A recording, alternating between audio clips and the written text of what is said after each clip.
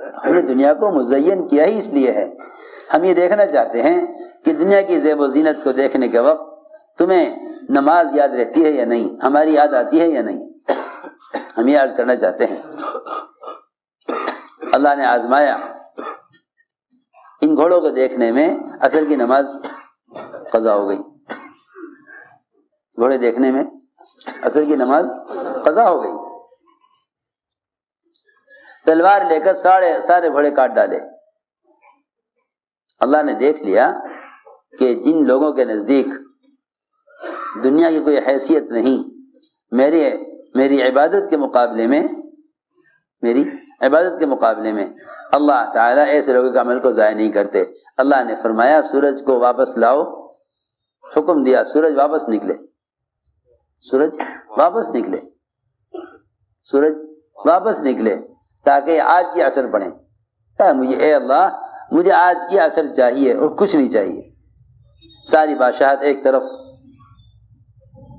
اور گھوڑے کا نقصان ہوا کرے، مجھے آج کی عصر چاہیے، مجھے آج کی عصر چاہیے۔ اللہ تعالیٰ نے سورج کو واپس نکالا، دن واپس آیا، دن واپس آیا۔ واقعی جنہیں اپنے عمل کے ضائع ہونے کا، جنہیں اپنے عمل سے مناسبت ہوتی ہے اور جنہیں واقعی اپنے عمل سے محبت ہوتی ہے نا، وہ عمل کے مقابلے میں کسی چیز کی پرواہ نہیں کرتے۔ یہاں تو ایک چھوٹی سی دکان لیے بیٹھا ہے، اللہ نے مجھے رزق دینے کے لیے دکان دی ہے، اللہ نے مجھے رزق دینے کے لیے دکان دی ہے، چھوٹی سی دکان لیے بیٹھا ہے۔ اس دکان کے مقابلے میں اگر نماز آ گئی، اس دکان کے مقابلے میں اگر نماز آ گئی، فرض نماز دکان کے مقابل آ گئی، تو یوں سوچے گا کہ کیا کروں، گاہک کو مال دوں یا نماز کے لیے جاؤں؟ اور وہاں 50,000 کا باغ بھی ایسی چیز ہے کہ جو انسان کے معاش اور دنیا میں گزارے کے لیے ہے، باغ بھی ایسی چیز جو انسان کے معاش اور گزارے کے لیے ہے۔ وہاں تو گھوڑے دکھلائے اللہ نے، سلیمان علیہ السلام کو تو گھوڑے دکھلائے، وہ گھوڑے دیکھنے میں عصر بھول گئے، حالانکہ گھوڑے معاش کے لیے نہیں تھے، وہ گھوڑے وہ تو دل لگی کے لیے، یا یہ کہا جائے کہ زیب و زینت کے لیے،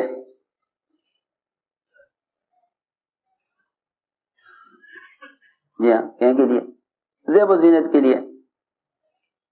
فَلَكُمْ فِيهَا جَمَالٌ حِينَ تُرِيحُونَ وَحِينَ تَسْرَحُونَ، کہ یہ جمال اور فخر کے لیے بھی ہوتے ہیں۔ سنو توجہ سے بات، وہاں تو عصر کی نماز قضا ہوئی صرف گھوڑے دیکھنے کی وجہ سے، فریضہ قضا ہوا۔ میں عرض کر رہا کہ صحابی باغ میں نماز پڑھ رہے، وہی ایک آمدنی کا ذریعہ، وہی ایک آمدنی کا ذریعہ۔ گھوڑے تو آمدنی کے لیے نہیں تھے، لیکن باغ آمدنی کا ذریعہ ہے، پورے سال کا خرچ باغ سے نکلتا ہے، پورے سال کا خرچ باغ سے نکلتا ہے۔ وہاں نفل نماز پڑھ رہے تھے صحابی، باغ میں نفل نماز پڑھ رہے تھے۔ ظاہر بات ہے کہ وہ ممکن ہی نہیں تھا کہ فرض نماز باغ میں پڑھیں، فرض نماز باغ میں پڑھیں، ممکن ہی نہیں تھا کہ بھائی نماز تو مسجد میں پڑھی جاتی ہے۔ یہ ظاہر بات ہے کہ وہ فرض نماز باغ میں کیا پڑھتے، نفل ہی پڑھ رہے تھے۔ نماز کے دوران نظر پڑی، انگور کا خوشہ لٹکا ہوا تھا، اس پر پرندہ بیٹھ کر انگور کھا رہا تھا۔ وہ منظر اتنا خوبصورت لگا، اس پرندے کی خوبصورتی اور لٹکا ہوا خوشہ انگور کا۔ ایک روایت میں ہے اس انگور کے خوشے پر نظر پڑی اور یاد نہ رہا کہ رکعت کون سی ہے، حالانکہ نفل نماز ہے، نفل نماز ہے، فرض تو نہیں تھا۔ یا گمان کر لیتے، جو غالب گمان ہوتا کہ بھئی اگر غالب گمان یہ ہے کہ 3 رکعت ہوئی تو ایک اور پڑھ لیتے، غالب گمان یہ کہ 1 رکعت ہوئی تو ایک اور پڑھ لیتے، جو غالب گمان اس پر عمل کر لیتے۔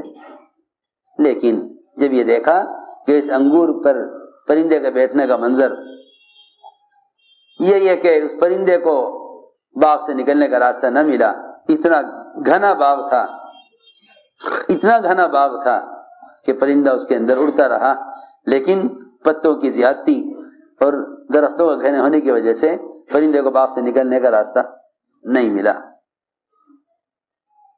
تھوڑی دیر ذہن اس پہ رہا، جس سے یاد نہ رہا کہ نفل کی رکعت کون سی تھی۔ اللہ اکبر!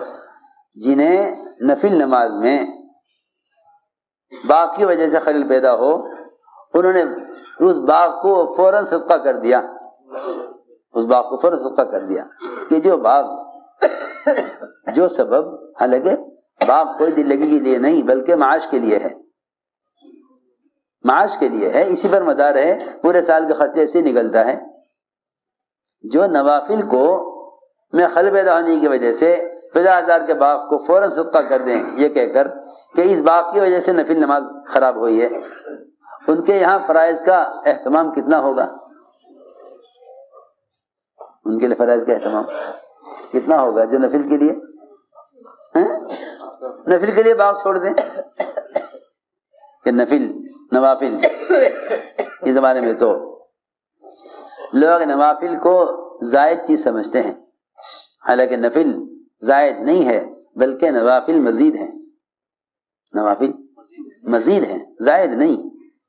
زائد تو کہتے ہیں فضول کو، نعوذ باللہ، زائد تو کہتے ہیں ایسی چیز جس کا کرنا کوئی ضروری نہیں ہے، زائد ہے۔ نوافل زائد نہیں ہیں بلکہ نوافل مزید ہیں، جی ہاں، نوافل مزید ہیں۔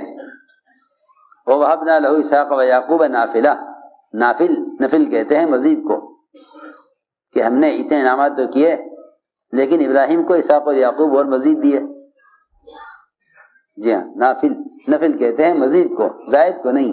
لوگ نوافل کو زائد چیز سمجھتے ہیں، حالانکہ نوافل فرائض کی تکمیل اور اللہ کے قرب کا ذریعہ ہے۔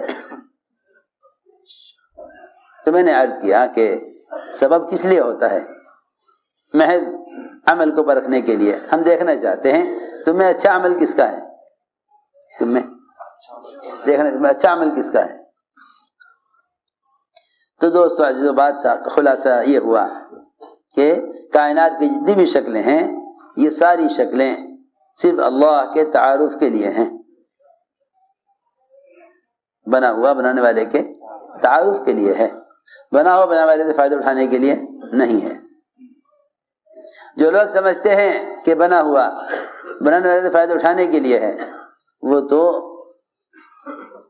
شکلیں بنا کر اللہ کے سامنے پیش کرتے ہیں، شکلیں بنا کر اللہ کے سامنے پیش کرتے ہیں۔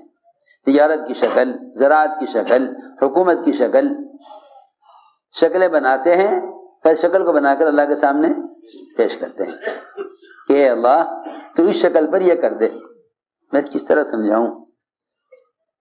اس زمانے کے مسلمان بیچارے وہ اللہ کے سامنے یہ بھی پیش کر دیں کہ اے اللہ یہ حکومت کی شکل ہے، تو اس شکل کو کے ذریعے ہمارا کام کر دے۔ جو تاجر ہیں وہ دکان کی شکل کو، جو سیاست میں ہیں وہ حکومت کی شکل کو، جو زراعت میں ہیں وہ زراعت کی شکل کو، جو ملازمت میں ہیں ملازمت کی شکل کو، جتنے بھی مسلمان اس زمانے میں ہیں وہ شکلیں بنا کر اللہ کو پیش کرتے ہیں اللہ سے مدد لینے کے لیے۔ حالانکہ کتنی آسان بات ہے کہ جس چیز پر اللہ کا وعدہ نہیں، جس چیز پر اللہ کا وعدہ نہیں، اللہ کو وہ چیز پیش کیوں کر رہے ہیں؟